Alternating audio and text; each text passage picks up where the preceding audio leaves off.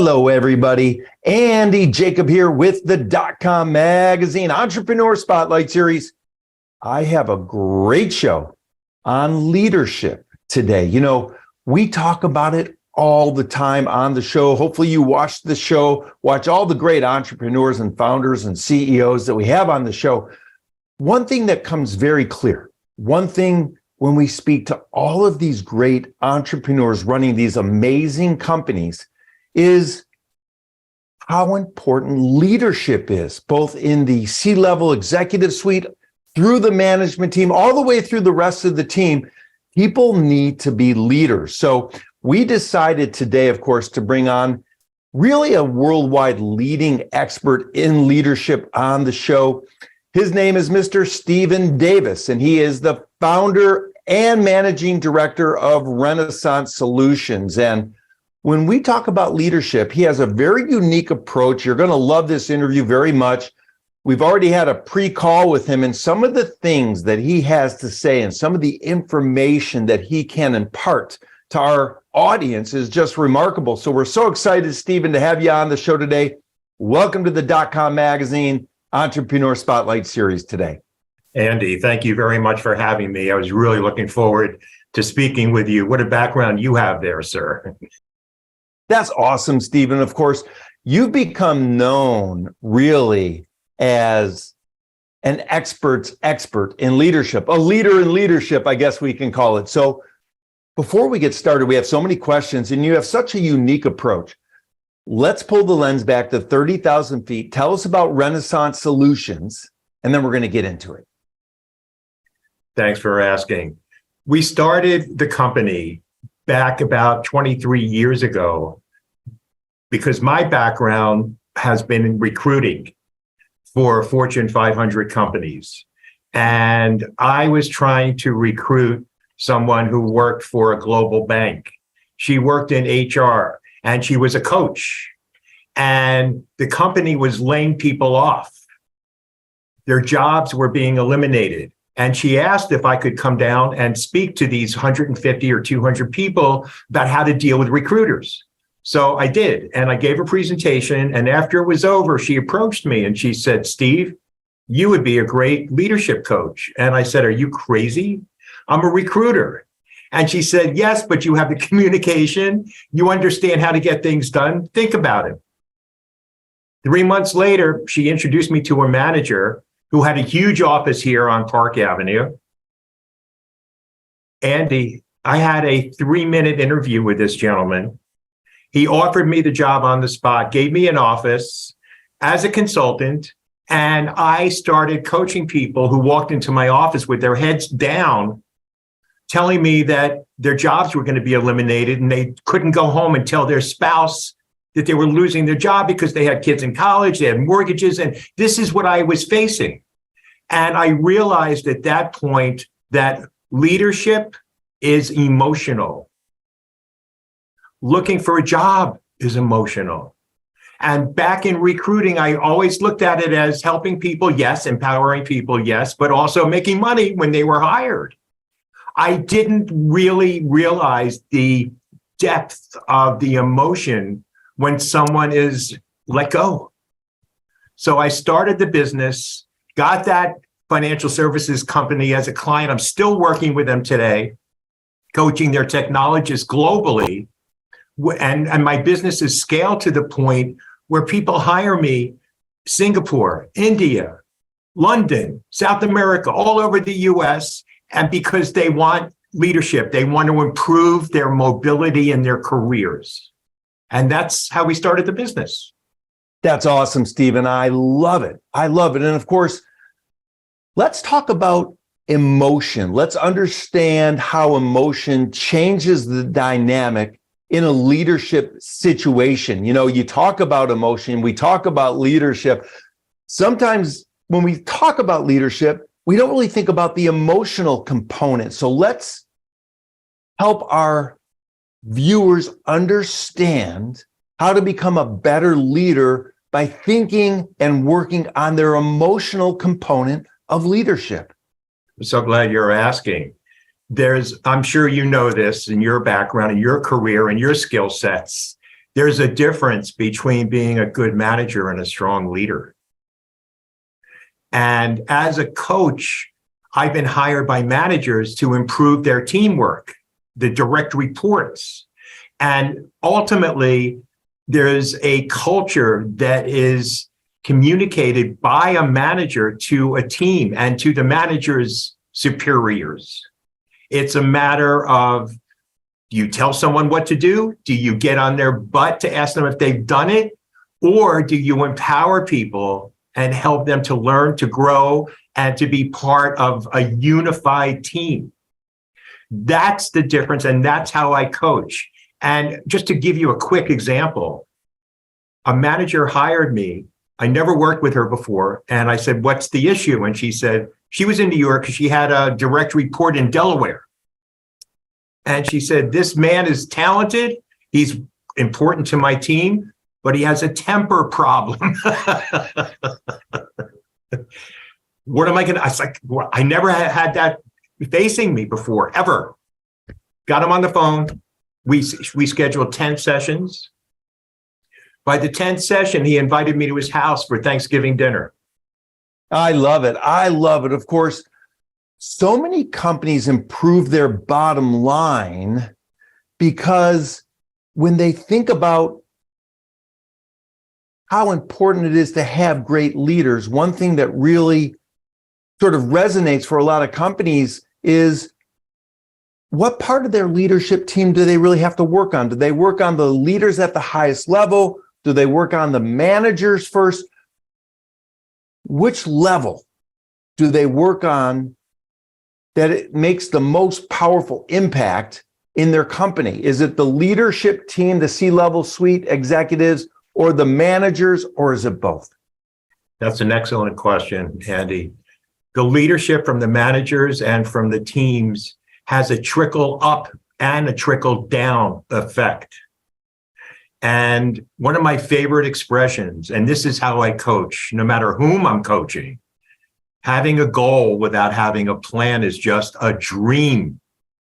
It's important to establish the goal from a senior corporate management level and have buy-in from the line manager and the team, because it's supposed to be all one company. Even if there's 100,000, 200,000 employees, there's an old expression in recruiting: people don't leave their jobs, they leave their managers.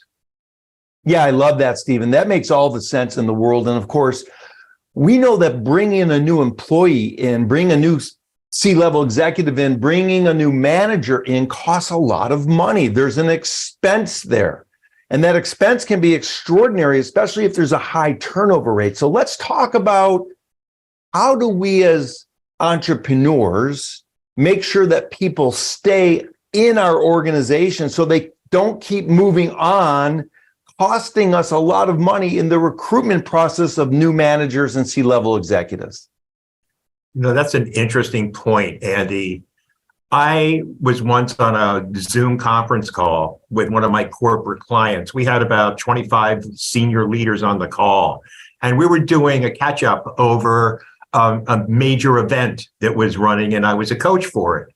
One of the managers came right out and said, losing people is part of business. And no one said a word. So many people believe that. And I've done a little research. There is a very credible organization in human resources. It's called the SHRM, the Society for Human Resource Management. They reported an average cost to replace an employee, 6 to 9 months. And if someone's earning $60,000 a year, it's going to cost between $30,000 and $45,000 to recruit and train and retain a new employee. Multiply that, please. Wow. It's such a great point you make, because people think about it. You're running your business. You're all about the bottom line. You're all about profitability. And you have money flying out the door on constant recruiting because your management team doesn't really understand how important it is to retain the team. And that's where you come in and you really help. And so when I look at what you do, I mean, you're really impacting the bottom line. What does the first conversation sound like, Stephen, when someone reaches out to you? They say, hey, Stephen, we saw you on the talk circuit. We saw you on the dais of a big event, or, we've heard about your background. We know where you're in New York. We've heard about your experience. What does that first conversation sound like with a company that says, hey, Stephen, we need some help? The first conversation always starts with, where are you today? Where do you want to be tomorrow?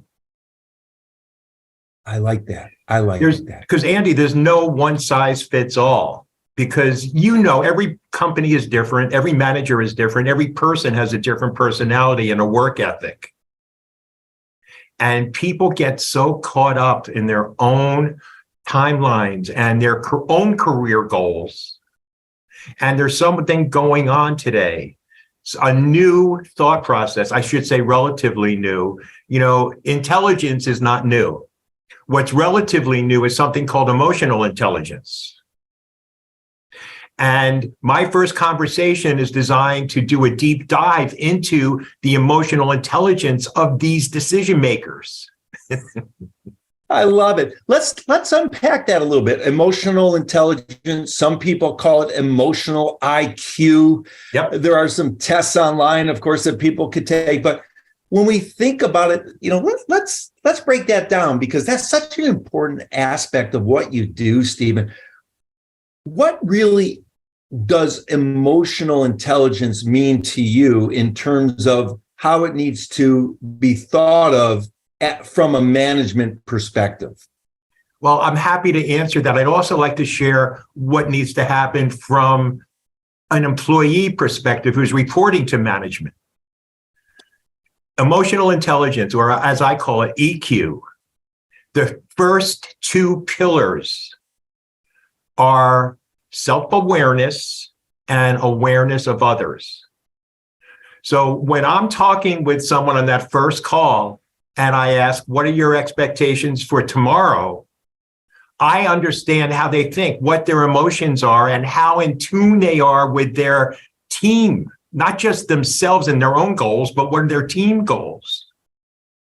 And when I coach people, I do a lot of internal mobility coaching, Andy, where someone hires me and says, I've been a VP for 3 years. I want to be a managing director or an executive director or a director. How do I get there? And my first question is, what are you doing now to get there? And you know what so many people say? I ask my manager, what do I have to do? No, that's emotional intelligence, right? Yeah. Yeah, it's interesting. And of course, what goes along with this emotional intelligence is empathy. And I know that you understand empathy very well as a real critical skill for leaders. Let's talk about that, because that's an interesting aspect that you have. Thank you.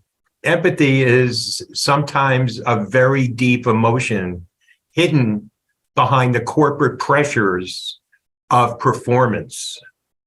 And that is such a great question, Andy. I'm not sure how I can explain it, but the best way, I think, is there are certain managers that have minimal empathy because they're dominated by their deadlines and their own performance. Yeah, it's interesting. Right? I mean, yeah. There's something in emotional intelligence that requires sensitivity. And if someone doesn't have sensitivity, it's hard to find that empathy, that empathetic approach to someone. And what's very common today, and I'm sure you've heard this, virtual signaling. It's everywhere. Well, Steve, Caroline worked until 9:30 last night. I saw that you logged off at 6. Virtue signaling. Caroline's better than Steve. Some managers manage that way. And the people that listen to that are affected emotionally. So to your point, it's critical to have some sort of empathy in a manager's approach.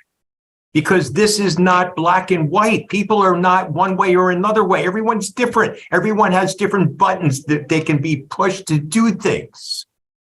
Yeah, it's interesting you mentioned that, because empathy has always been a critical skill for leadership. And it seems like it's taking on a new level of meaning, priority, importance right now. When we think about it, and I'm very curious because I'm an old guy. I mean, everybody knows that watches the show. I'm older than dirt under the ground right now. But I just always sort of think about, is it different now, Stephen, with sort of the younger people in the workplace? And do you see a difference between how managers have to deal with like super young people, people in their 20s versus, people in their 40s and 50s, or is it all the same? Wow. It's certainly not all the same. Different generations have different attitudes, different personalities, different expectations. And you've got the Gen X, the Gen Y, the Gen Z. You've got the millennials who are turning into senior citizens very soon. So it's all different. But what I've learned really is that ageism is a reality, Andy. If someone is up for a job and the hiring manager is in their 30s or their 40s and they're interviewing someone in their 60s, could be an issue.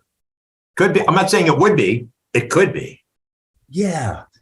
And if I'm a 60-year-old man or woman that goes into an interview with a 30-year-old person that's going to be either the hiring manager or my manager, do I have to put on a different cap? Do I need to change who I am to sort of relate to that person on their level? Or do I just go in and be myself and let the cards fly where they fly?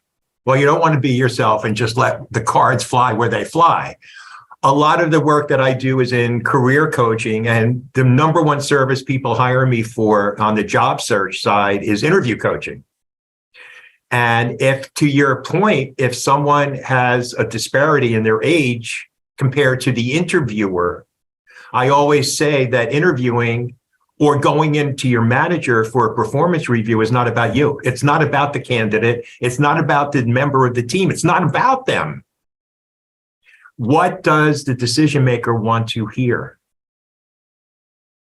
It's important. It's critical to start with what they want to hear. And then you can be honest and truthful and tell them what they want to hear based on your understanding of who they are. If it's a job interview, what's written in the job, or if it's a performance review where you can receive a promotion, you know the manager, you know the personality, you know the thought process. Give them what they want, but be true to who you are.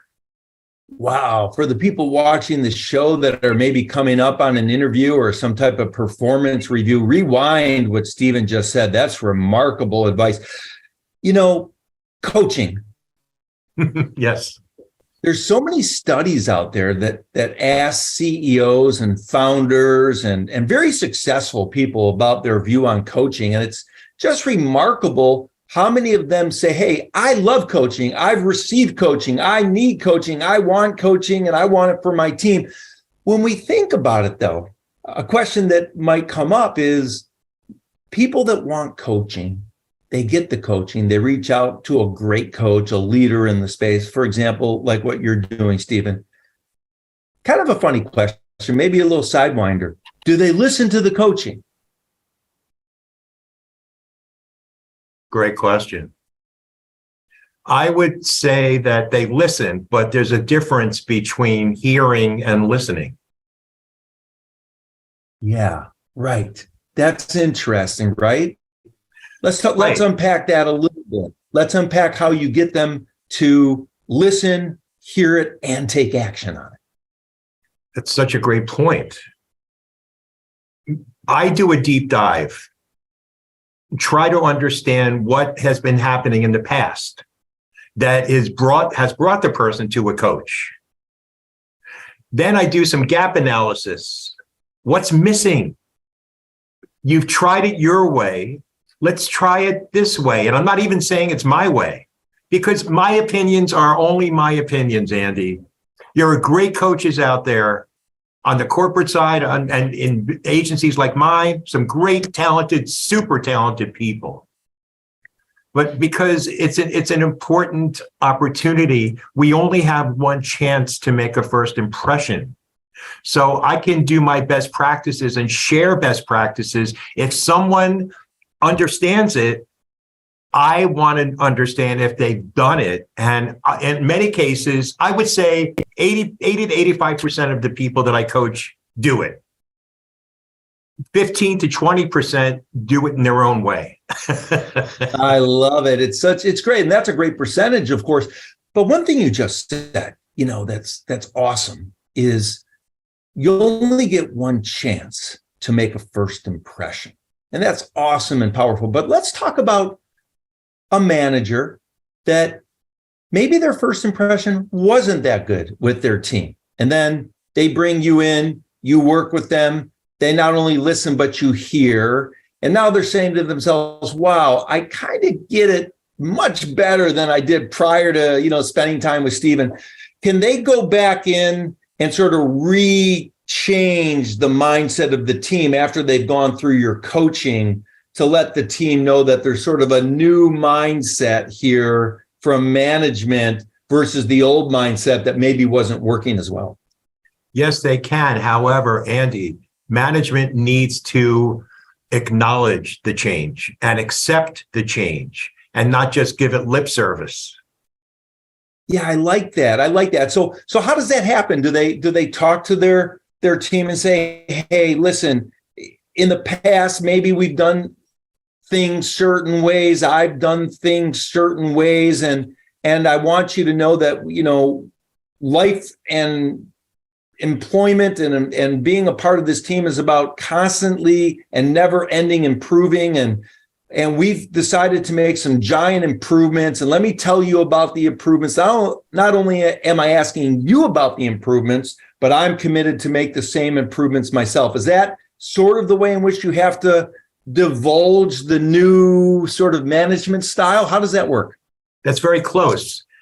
When I kick off a corporate leadership project, I always begin with a document that management signs off on. I call it a manager's expectation form.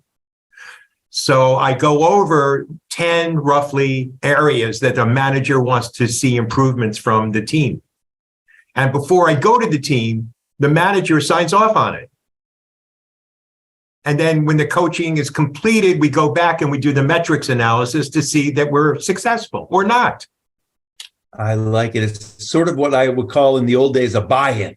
You got it. It is a buy-in. Yeah, I like that, Stephen. Interesting. Let's talk about corporate culture. What if the culture's wrong? I mean, do you walk into some companies and you just say to yourself, wow, we really need to work with the management team and the staff, but this culture doesn't seem or feel right. How do you coach to improve a culture that you see from a third party's standpoint isn't the most effective culture in a company? I'm so glad you asked that question. We call that toxic. And I have two options. Number one, identify the toxicity of a culture to management, and their reaction will speak volumes about the potential of fixing it. If I don't get that feeling that it's possible to be fixed, thank you, adios amigo. Wow, interesting. So what you're saying, I think, is if you go in and you talk to the management team and they're maybe hiding it under the mat, or they don't realize it, or maybe they do realize it, but they don't want to admit it, or they have too big of an ego to say, yeah, we've got some toxic things going on here. That's a recipe for disaster, because it's almost like they'll never learn, they'll never listen, and they'll never hear you. Is that sort of what we're thinking here? Yes, and I usually ask one question. If I suspect that there's toxic cultures, my question is, how would you describe your leadership style? The answer is very telling. And when I speak to the direct reports who report into the manager, how would you describe your manager's leadership style? And if they don't sync up, I'm going to sync. Oh, wow. Interesting. Interesting. And then, of course, after you go through this process, Stephen, and this is fascinating, there's data that can be used to determine whether this leadership expertise that you brought to the table is actually working. And I'm sure companies love to see those metrics to make sure that this is working, correct? Correct. How does it work? It all goes back to the manager's expectation form. It's a check. Wow. You simplified it. It is simplified. And you started off by asking me, about communication. Perception is reality. Andy, think about it. A manager could have a perception of an employee on manager's team, and that's reality to the manager. It may not be the employee's reality of that person. And every single person who has a manager has the ability to form the manager's impression of themselves based on how they communicate electronically in emails, how they communicate on one-on-one meetings, how they communicate on text messaging, on IM, in group meetings. It's all making that first impression. Every time you connect with someone, it's one shot to have a great impression. Yeah, I like that. And you keep going back to that, and that makes sense. We have managers watching the show. What advice, simple advice, maybe the top one key piece of advice that you can share with managers watching the show that can help them become better managers? That's a loaded question. The short answer, make a list of direct reports into the manager, just their name, first name only. And under each person's name, write down an improvement you would like to see in the next 6 months. One improvement in the next 6 months. Wow. And that's from the people on their team, correct? Correct. And you give them 6 months. So 6 months is a good time frame to look at it. I believe so, because it's going to be integrated within the normal business operations, the day-to-day deadlines, meetings, everything else. So I was going to say 3 months, but I think 6 months is more lenient. It's more valuable, I think. Interesting. And for the people watching the show that have managers, when you're talking to people that have managers, Yes. What's the thing that they say that they wish that their managers would do or knew, or how they treated them? What's the thing they would say that? Could you rephrase that? Sorry. Yeah. Let me ask it simpler. Okay. I got tongue-tied there. I have a manager. Yes. You talk to people that have managers. Yes, sir. They say to you, Stephen, I wish my manager would blank. What's the thing that people who have managers wish their management team would do to make their experience as an employee better? Okay. Thank you for explaining that. I think the number one issue that employees wish that their managers would do better is to have more empathy. It's your word. Yeah, it is. It's so interesting that you say that, because we all need some empathy. And back in the old days, that was something that a lot of managers didn't have. It was more of a direct sort of employee-employer relationship where empathy was not even part of the picture. Has this increased in the past 10, 20, 30 years based on your experience? I'm not sure I would say it's increased, Andy. I would say that it's become more visible. Okay. There are still managers who lead by do what I'm telling you to do, as opposed to, do you have any issues implementing what I'm asking you to do? Just as you know, that's a huge difference in those questions, right? God, I love that. That's fantastic. I mean, that should be the name of your TED Talk right there. I mean, that's almost an entire semester at Harvard Business School, what you just said in that one sentence. And so many people don't understand that. And I'm going to have to rewind the interview myself. That's awesome, Stephen. And of course, one thing that you've become known for is coaching people on the job hunt. And people that are searching for jobs, I mean, they're searching and searching, but if they had somebody like you to coach them, their search would be over because they'd be landing the job. So let's talk about that part of your business as well. Thanks for asking, Andy. You know, coaching is a relatively new career in industry. And I don't know about you, but I'm a sports fanatic. I love sports. Thank you. Football, baseball, soccer, basketball. Do they have coaches? Yes. By the way, if someone is signed to a professional contract out of high school, they're immediately assigned a coach. So you think about the dichotomy here. Someone gets hired by IBM or Google or Microsoft, and it's their first job out of school. You're going into it blind. It's like, okay, coach, put me in. Well, they're in. You're getting a paycheck. They're working for a great company.